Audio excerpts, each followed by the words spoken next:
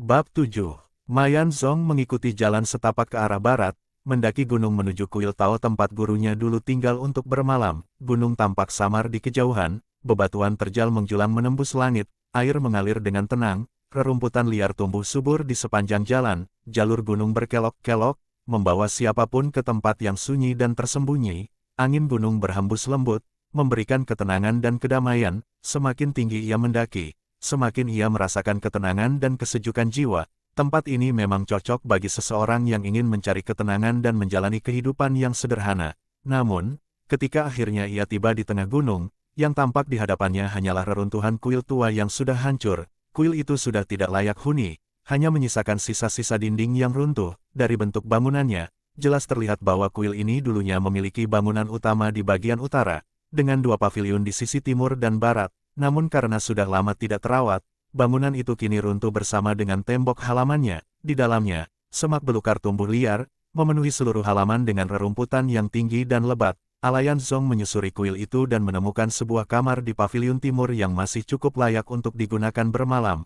Meskipun pintu dan jendelanya sudah rusak, namun setidaknya ruangan itu masih dapat menahan angin dan hujan, sehingga ia tidak akan kedinginan di malam hari. Setelah menemukan tempat untuk bermalam, ia memutuskan untuk mencari rerumputan kering sebagai alas tidur. Semak-semak di halaman terlalu banyak duri, tidak cocok untuk dijadikan tempat beristirahat. Ketika ia melangkah keluar dari kuil dan berjalan menuju hutan kecil di sebelahnya, tiba-tiba terdengar suara seorang gadis berteriak. Nada suaranya penuh kemarahan dan kecemasan. Alayan Zong langsung waspada. Tak disangka, ternyata masih ada orang lain di pegunungan terpencil ini. Dari suaranya, tampaknya sedang terjadi perkelahian. La segera mengalihkan pandangannya ke arah suara itu berasal, sekitar 2 hingga 300 meter jauhnya. Samar-samar ia melihat 3 hingga 4 orang sedang bertarung. Dengan gesit, Mayan Zong melompat dan berlari menuruni lereng gunung menuju ke lokasi pertarungan. Setelah mendekat, akhirnya dia melihat dengan jelas bahwa seorang gadis berambut emas tengah bertarung mati-matian melawan 3 pria bersenjata pedang. Ia hanya bersenjatakan sebatang tongkat kayu dan sudah berada dalam posisi terdesak, punggungnya menempel pada tebing curam. Ia tidak memiliki celah untuk melarikan diri. Gadis itu terus mengayunkan tongkatnya, mencoba menahan ketiga pria itu agar tidak mendekat, tetapi jelas bahwa ia sudah kelelahan dan hampir kehabisan tenaga. Ketiga pria itu tampak menikmati permainan mereka. Mereka tidak langsung menyerang, hanya mengurungnya agar ia tidak bisa melarikan diri, sambil terus mengeluarkan kata-kata keji. Gadis manis, berhentilah melawan. Percuma saja, lebih baik simpan tenagamu, nanti kamu akan membutuhkannya. Hahaha. Haha, orang yang tahu situasi pasti akan menyesuaikan diri. Kami tidak akan membunuhmu, hanya ingin bersenang-senang. Apa salahnya menikmati sedikit hiburan? Mata Mayan Zong langsung menyipit. Tatapan matanya berubah dingin. Tanpa ragu, ia menggenggam erat tongkat bambu di tangannya dan bersiap untuk bertindak. Ucapan kotor ketiga pria itu membuat gadis berambut emas semakin marah. Ia berteriak dengan penuh kemarahan, "Jangan harap. Aku lebih baik mati daripada menyerah." Hahaha, gadis yang galak, aku suka. Seorang bandit bertubuh gemuk dan kekar tertawa terbahak-bahak. 2 bandit lainnya, yang satu tinggi dan yang satu pendek, ikut tertawa mengejek. Gadis itu semakin marah karena merasa dipermalukan. Dengan sisa tenaganya, ia mengayunkan tongkatnya ke arah bandit gemuk. Namun, karena kelelahan, ayunannya lemah dan tidak bertenaga, bandit gemuk dengan mudah menghindar ke belakang. Saat itu, bandit pendek segera maju, mengangkat goloknya yang hampir menyentuh leher gadis itu. Bandit tinggi pun melompat, bekerja sama untuk menangkapnya. Melihat ini, bandit gemuk tertawa semakin keras. Gadis berambut emas sudah tidak sempat lagi menggunakan tongkatnya untuk bertahan. Ia hampir saja ditangkap. Namun, tepat pada saat genting itu, terdengar teriakan lantang, "Hentikan!" Mayan Zong datang dengan cepat, namun, sudah terlambat. 2 golok telah menempel di leher gadis itu, dan tongkat kayunya sudah berhasil direbut oleh bandit gemuk dan dilemparkan ke tanah. Melihat ada orang yang datang, ketiga bandit itu terkejut. Bandit gemuk mengangkat goloknya dan bertanya dengan nada kasar, "Bocah dari mana kamu ini? Apa urusannya denganmu?" Alayan Zong sudah mengenali gadis itu, ulah Zitao. Melihatnya dikepung oleh bandit-bandit, amarahnya langsung membara. Tanpa ragu, ia mencabut pedang pendeknya dan mengarahkannya ke 2 bandit yang menahan gadis itu. Dengan suara tegas, ia berkata, "Lepaskan dia. Kalau kalian ingin hidup, pergilah sekarang juga." Tiga bandit itu tertawa meremehkan. Bandit gemuk menatap Alayan Zong dengan tatapan penuh kebencian dan berkata, "Bocah bau kencur. Berani-beraninya kamu mengganggu urusan kami. Hari ini kamu akan mati di lembah ini."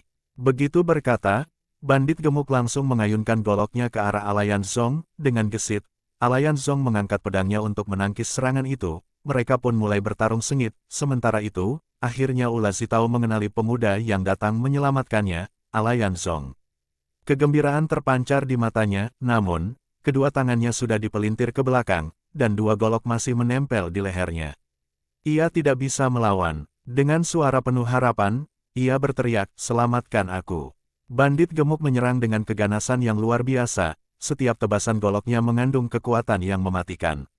Alayan Zong dengan pedangnya yang lebih pendek, sulit untuk mendekati lawannya. Sebaliknya, ia justru berada dalam bahaya setiap saat. Beruntung tubuhnya lincah dan gerakannya cekatan, sehingga ia masih mampu menghindari serangan mematikan itu. Ula Zitao yang menyaksikan pertempuran itu merasa jantungnya berdegup kencang. Ia sangat cemas dan takut, sambil terus menyerang, bandit gemuk berteriak dengan marah, "Bocah sialan. Berani ikut campur, salahmu sendiri kalau kari mati." Dua bandit lainnya, yang satu tinggi dan yang satu pendek, melirik Ula Zitao lalu tersenyum licik. Bocah ini benar-benar tak tahu diri. Mau jadi pahlawan penyelamat, padahal nyawanya sendiri tak bisa ia lindungi.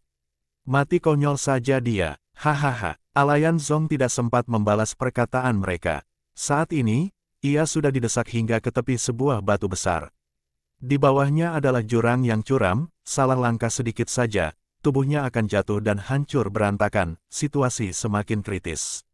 Bandit gemuk semakin meningkatkan tekanannya.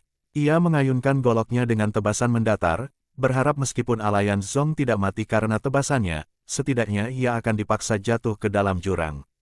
Namun, tepat di saat serangan itu hampir mengenai dirinya, Alayan Zong tiba-tiba melompat ke udara, menghindari golok yang melintas di bawah kakinya. Dalam posisi melayang, ia menjejak dinding batu dengan kedua kakinya, lalu menggunakan pantulan itu untuk melompat turun ke tanah yang lebih datar di bawah batu besar tersebut. Saat tubuhnya masih di udara, tangannya dengan cepat melemparkan sebuah pisau terbang.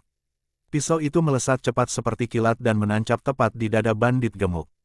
Bandit gemuk yang sebelumnya merasa yakin telah memenangkan pertarungan, tiba-tiba merasakan sakit luar biasa di dadanya. Matanya terbelalak tidak percaya, dengan tubuh yang berat, ia terjerembab di atas batu besar, darah mengucur deras dari lukanya. Ia mencoba menggerakkan tubuhnya, tapi sia-sia. Napas terakhirnya pun terhembus di sana. Alayan Zong mendarat dengan mantap di tanah. Ia segera meraih dua buah pisau terbang lagi dan dengan suara lantang berteriak kepada dua bandit yang tersisa, "Lepaskan dia." Dua bandit yang tadi sangat percaya diri kini berubah pucat. Melihat pemimpin mereka mati hanya dalam sekejap, ketakutan mulai menyelimuti mereka. Namun, mereka masih berusaha untuk melawan. Kedua golok mereka semakin menekan leher Ula Zitao. Niat mereka jelas, jika harus mati, mereka akan membunuh gadis ini lebih dulu. Ula Zitao menjerit ketakutan, tetapi sebelum kedua bandit itu sempat melakukan niat mereka, Mayan Zong dengan cekatan menggerakkan tangannya. Dua buah pisau terbang melesat dari tangannya dan meluncur dengan kecepatan tinggi. Srek, kedua bandit itu bahkan tidak sempat bereaksi, pisau terbang sudah tertancap di tenggorokan mereka. Tubuh mereka terhuyung ke belakang sebelum akhirnya terjatuh dengan suara keras ke tanah. Ula Zitao akhirnya bebas, namun, ketegangan yang telah menumpuk dalam dirinya selama ini akhirnya meledak. Ia berlutut di tanah dan menangis terseduh. Seduk ketakutan, kelelahan, serta rasa hina akibat penghinaan para bandit itu membuatnya tidak mampu menahan emosinya lagi. Kini, ketika bahaya sudah berlalu, rasa takutnya justru semakin kuat. Hanya dengan menangis, ia bisa melampiaskan perasaan frustasi dan kepedihannya. Alayan Zong segera menghampirinya, lalu membantunya berdiri dan berkata dengan lembut, "Jangan menangis. Semua sudah berakhir. Bagaimana kamu bisa sampai dalam keadaan seperti ini? Di mana ibumu?" Ula Zitao menyibakkan rambut pirangnya yang kusut. Wajahnya yang putih pucat sudah basah oleh keringat, tubuhnya pun telah basah kuyup. Bagian depan baju coklatnya terlihat lembab dan menempel di kulitnya. Mendengar pertanyaan Alayan Zong, ia mengerutkan keningnya, mata birunya berkilat, masih dipenuhi air mata yang belum sempat mengering. Namun, ia tidak punya waktu untuk menceritakan semua penderitaan dan ketakutan yang ia alami sepanjang perjalanan. Dengan suara cemas, ia segera berkata, "Ibu, ibuku, aku tidak tahu bagaimana keadaannya sekarang. Dia ada di gua di belakang sana." Ma Yanzong merasa sangat khawatir dan segera berkata, "Cepat bawa aku ke sana." Tanpa membuang waktu, ia bergegas mengambil kembali pisau-pisau terbang yang tertancap di tubuh para bandit, menyeka noda darah dari bilahnya, lalu menyelipkannya kembali ke pinggangnya. Setelah itu, ia mengikuti Ula Zitao berlari menuju gua di belakang gunung. Bab 8. Alayan Zong mengikuti Ula Zitao menuju sebuah gua kecil di belakang gunung. Saat itu, langit sudah mulai gelap, hanya tersisa sedikit cahaya senja. Saat mereka memasuki gua, samar terlihat seorang wanita paruh baya terbaring di atas tumpukan rumput kering. Mendengar suara langkah kaki, wanita itu bergerak sedikit dan dengan suara lemah bertanya, "Apakah itu Zitao?" Ula Zitao segera bergegas maju, berlutut di samping ibunya, dan menjawab, "Ibu, ini aku." Ma Yanzong juga datang. Wanita itu menatap bayangan lain yang masuk dari luar gua, lalu berkata, "Yanzong, itu kamu." Alayan Zong segera maju, berlutut di sampingnya, dan berkata, "Bibi Ula, ini aku." "Bagaimana keadaanmu?" Wanita itu menghela napas berat dan berkata, "Aku sudah tidak kuat lagi. Aku terluka, napasku sesak, rasanya seperti akan mati." Alayan Zong bisa mendengar suara napasnya yang berat, lalu bertanya, "Di mana lukamu?" Bibi Ula menunjuk perutnya dan berkata, "Di sini." Dalam cahaya remang, Alayan Zong bisa melihat ada noda darah di perutnya. Dengan hati-hati, ia membuka sedikit pakaian wanita itu dan melihat luka. Sepanjang telapak tangan di bagian kanan bawah perutnya, yang masih terus mengeluarkan darah segar, Alayan Zong segera menutup kembali pakaian itu dan meminta Bibi Ula menekan lukanya dengan tangan kanan untuk mengurangi pendarahan. Kemudian, ia berkata, "Ini luka sayatan. Meski tidak mengenai organ dalam, namun kita harus segera menghentikan pendarahannya, jika tidak akan berbahaya." Sambil berbicara, Alayan Zong melepaskan bungkusan yang ia bawa, laju berkata kepada Ula Zitao, "Cepat cari 2 batang ranting pinus kering, kita buat obor." Ula Zitao langsung menjawab, "Ada di dekat pintu gua." Ia segera berlari ke pintu gua dan kembali dengan 2 ranting pinus kering, kemudian Alayan Zong mengambil kertas minyak yang digunakan untuk membungkus bukunya, merobek satu lapisan, dan membungkusnya di salah satu ujung ranting pinus itu. Ma Yanzong mengambil batu api dan menyalakan obor.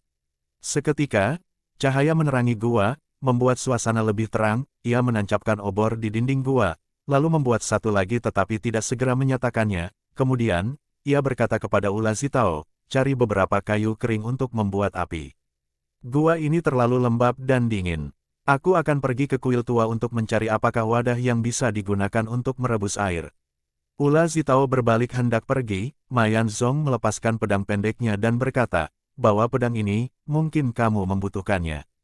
Ula Zitao mengangguk, mengambil pedang, dan keluar mencari kayu kering. Alayan Zong berlutut di samping Bibi Ula, berkata dengan lembut, "Tahanlah, aku akan segera kembali." Setelah itu, ia mengambil obor yang belum dinyalakan dan bergegas keluar menuju reruntuhan kuil. Saat melewati tempat pertempuran sebelumnya, ia melihat 3 mayat masih tergeletak di sana. Ia berhenti sejenak, mengambil salah satu belati lengkung dari tubuh para bandit, lalu kembali berlari dengan cepat. Sesampainya di kuil, langit sudah gelap sepenuhnya. Alayan Zong menyalakan obor dan mulai mencari ke dalam setiap ruangan yang tersisa di kuil yang hancur. Akhirnya, ia menemukan 2 kendi tanah liat. Meskipun sudah pecah, namun bagian bawahnya masih bisa digunakan untuk menampung air. Ia juga menemukan sebuah mangkuk pecah. Tidak ingin membuang waktu, ia segera membawa benda-benda itu dan kembali ke gua dengan langkah tergesa-gesa. Saat tiba, Ula Zitao sudah berhasil menyalakan api dengan kayu kering yang dikumpulkannya. Alayan Zong memanggil Ula Zitao dan bersama-sama mereka pergi ke sumber mata air tidak jauh dari gua. Mereka mencuci kendi dan mangkuk sebelum mengisinya dengan air, lalu kembali ke dalam gua. Di dalam gua, mereka menyusun beberapa batu untuk menopang kendi di atas api unggun, lalu mulai memasak air. Sementara menunggu air mendidih, Alayan Zong mengeluarkan peralatan bedah peninggalan gurunya dan bersiap-siap dari bungkusan pakaiannya. Ia juga menemukan sehelai pakaian dalam berwarna putih yang cukup lembut, lalu merobeknya menjadi beberapa potong kain perban. Saat itu, air sudah mendidih. Alayan Zong mengambil garam dari bungkusan bekalnya dan menambahkannya ke dalam air mendidih.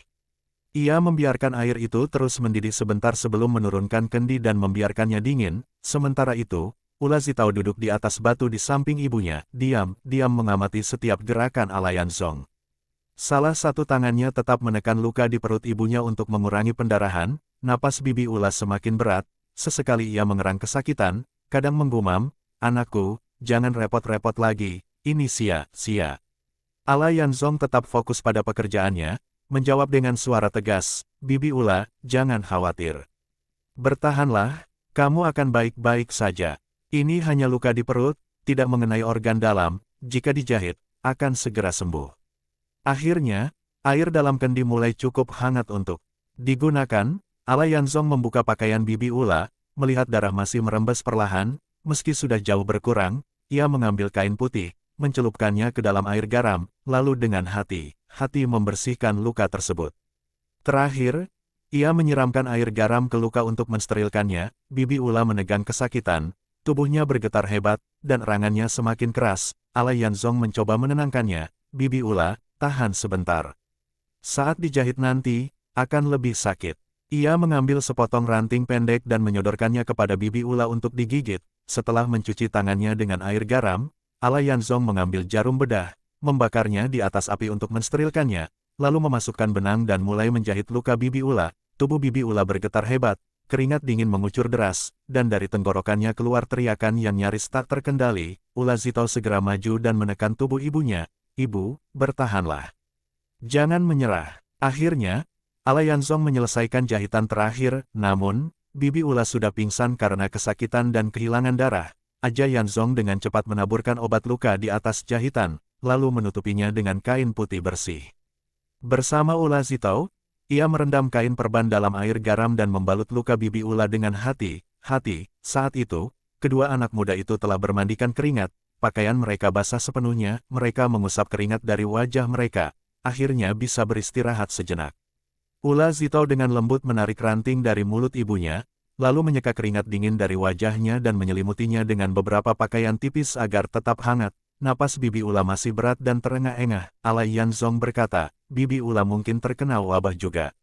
Kita harus segera membuatkan ramuan obat untuknya." A membuka bungkusan yang dibawanya, mengambil sejumlah tanaman obat yang ia kumpulkan sebelumnya dan mulai memilah-milahnya. Bersama Ula Zitao, mereka kembali ke sumber mata air untuk mencuci tanaman obat, lalu kembali ke gua. Alayanzong menaruh papan batu di atas api unggun, memotong tanaman obat di atasnya, lalu memasukkan potongan tersebut ke dalam kendi yang sudah mereka siapkan. Mereka menambahkan air, lalu meletakkan kendi di atas api dan mulai merebus ramuan. Sementara menunggu ramuan matang, Alayanzong mengeluarkan beberapa potong daging kering dan buah-buahan kering, lalu memberikannya kepada Ula Zitao untuk dimakan. Ula Zitao, sambil mengunyah makanan dengan lahap, mulai menceritakan perjalanan mereka dan segala kejadian yang telah mereka alami. Ternyata, setelah berpisah dengan Alayanzong di gerbang kota kemarin, Ula Zitao dan ibunya keluar dari kota menuju ke selatan, lalu berbelok mengikuti tepi sungai ke arah barat. Sebenarnya, tidak lama setelah mereka pergi, Jenderal Mo Moer telah mengepung kota dengan pasukannya. Ula Zitao dan ibunya berjalan seharian penuh, hingga semua buah kering yang mereka bawa habis. Karena lapar, mereka memutuskan untuk naik ke gunung mencari sesuatu yang bisa dimakan. Namun, begitu mereka tiba di kaki gunung, 3 perampok langsung menghadang mereka. Menyadari niat jahat para perampok, Ula Zitao dan ibunya segera berlari masuk ke dalam hutan. Gunung yang tinggi dan hutan yang lebat, ditambah lagi hari sudah gelap, akhirnya berhasil membuat mereka lolos dari kejaran para perampok. Namun, mereka justru tersesat di dalam hutan, tidak menemukan makanan. Mereka bertahan semalaman hanya dengan minum air dari mata air. Beruntung, mereka menemukan sebuah ceruk yang terlindung dari angin, lalu bersembunyi di sana dengan hanya beberapa helai pakaian sebagai penghangat. Dalam keadaan menggigil kedinginan, mereka melewati malam dengan sangat ketakutan. Ketika fajar menyingsing, mereka keluar untuk mencari makanan. Akhirnya, mereka menemukan beberapa buah liar, meskipun tidak banyak, setidaknya bisa menahan rasa lapar. Tidak lama setelah itu, mereka menemukan gua tempat mereka berlindung sekarang. Karena tempat itu terasa aman, mereka memutuskan untuk beristirahat dan menghindari bahaya di sana. Sore harinya, mereka kembali mencari buah-buahan kering, berencana untuk melanjutkan perjalanan keluar dari hutan. Namun, saat itulah mereka kembali bertemu dengan 3 perampok yang sama. Demi melindungi putrinya, ibu Ula Zitao terluka akibat tebasan golok perampok gemuk. Ula Zitao membantu ibunya melarikan diri. namun setelah beberapa saat, mereka tidak bisa lagi berlari lebih jauh dan akhirnya memutuskan kembali ke gua, namun, para perampok tidak menyerah. Mereka tetap mengejar karena target utama mereka adalah Ular Zitao, tidak punya pilihan lain.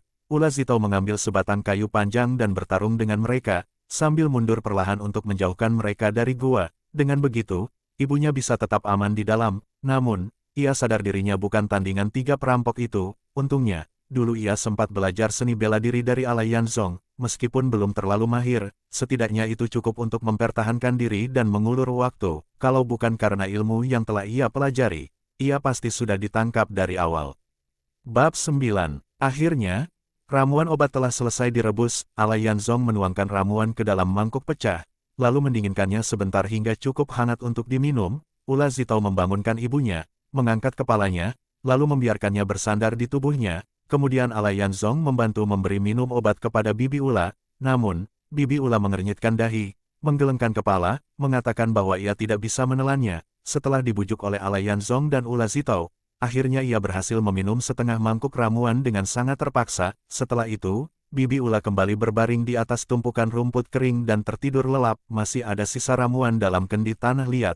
Ala Yanzong berkata kepada Ular Zitao, "Kita juga harus minum ini. Ramuan ini bisa mencegah penyakit."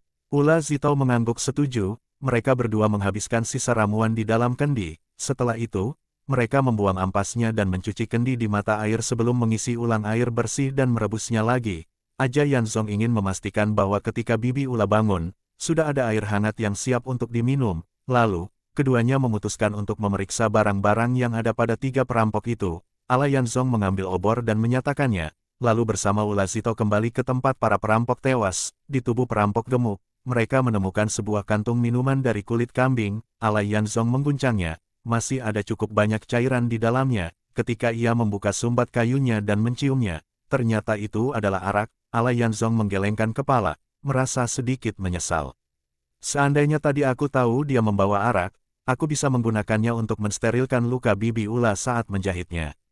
Di tubuh perampok bertubuh tinggi, mereka menemukan sebuah kantong uang yang berisi beberapa koin emas dan perak.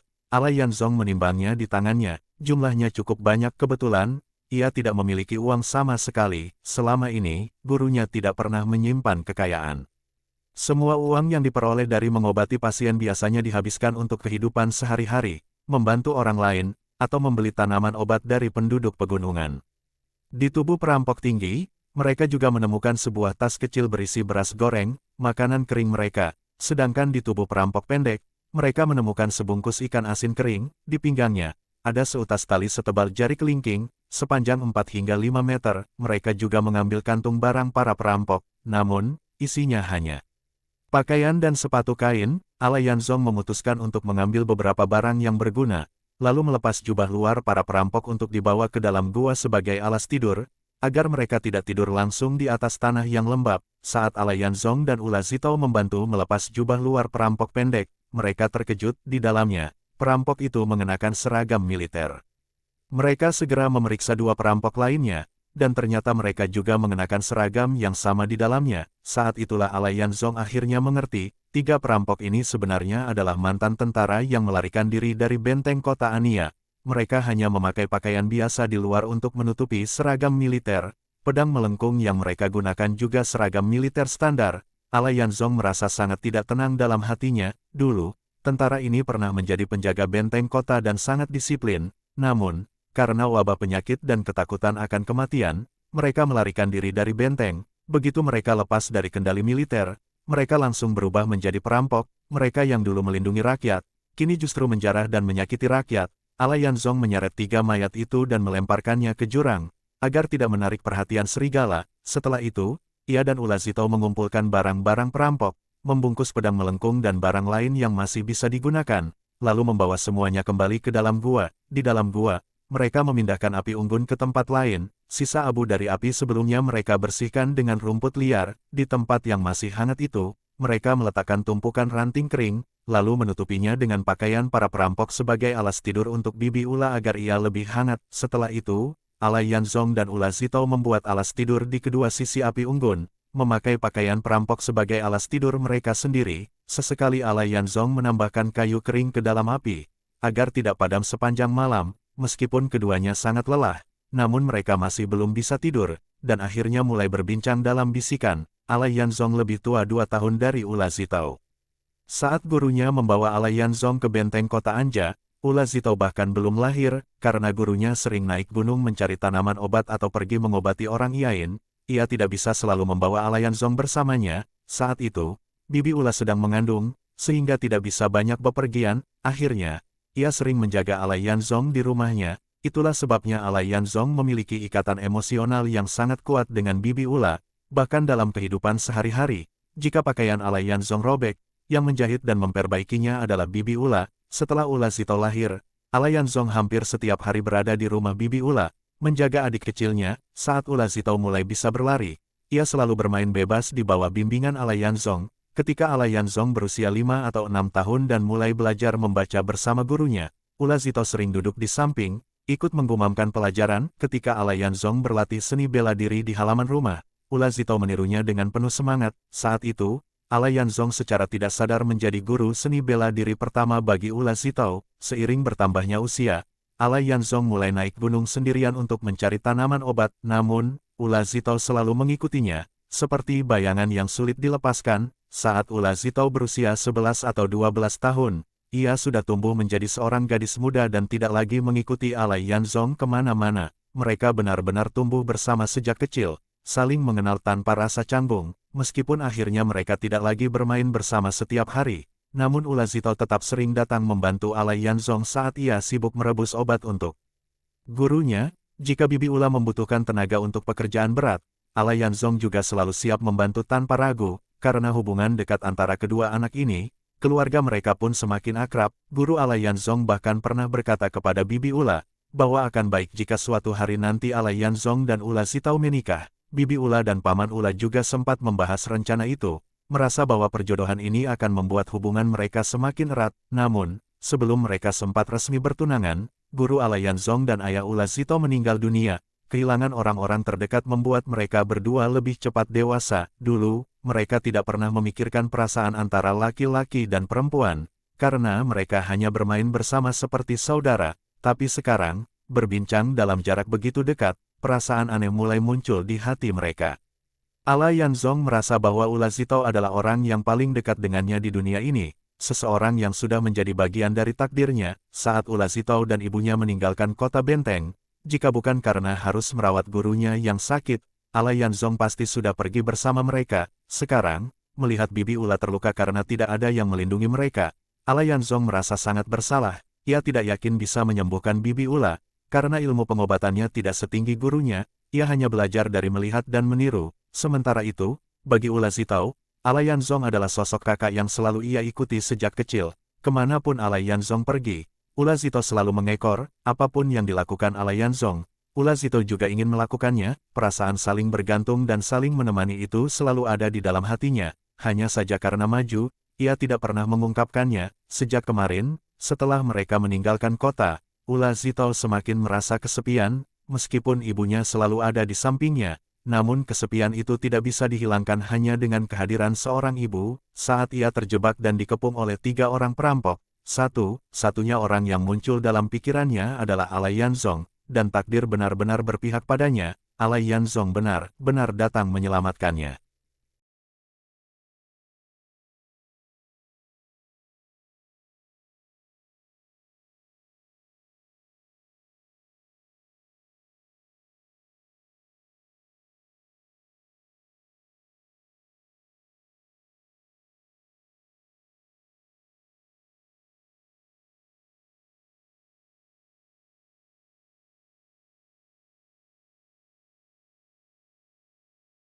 Bersambung